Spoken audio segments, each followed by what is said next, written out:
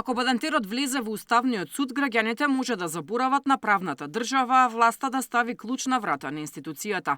Вака првиот човек на судот Дарко Костадиновски одговори на барањето на ДУИ. Уставниот суд да носи одлуки со Бадантерово мнозинство.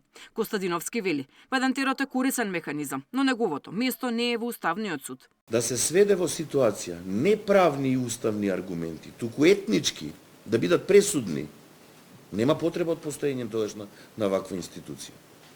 Подобро е клуч, државата ќе заштеди не знам колкав е нашиот буџет, нема потреба. Меѓутоа граѓаните можат да заборават на правната држава. Истото го мислам дури и за други органи. Бадантер во судски совет. Дали судскиот совет е политички орган? Не.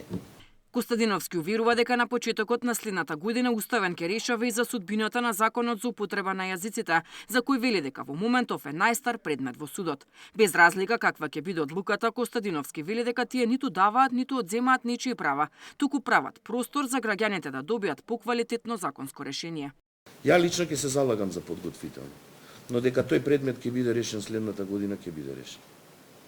И повторно, никој да не гледа на никаква опасност. Нити даваме, нити земаме нешто. Правиме усогласување на одредби од законот со Уставот.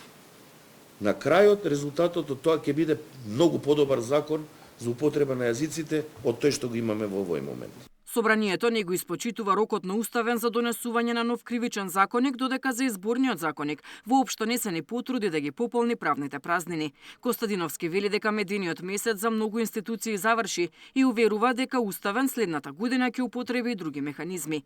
Со рекордни 306 оформени предмети годинава, Костадиновски оцени дека Уставен го положи тестот на професионално и независно работење, но судот во моментов работи со намален капацитет, а Костадиновски завршната пресконференција ја искористи за да апелира до Собранието и Судскиот совет итно да изберат нови суди, а политичарите да покажат реална посветеност на владење на правото.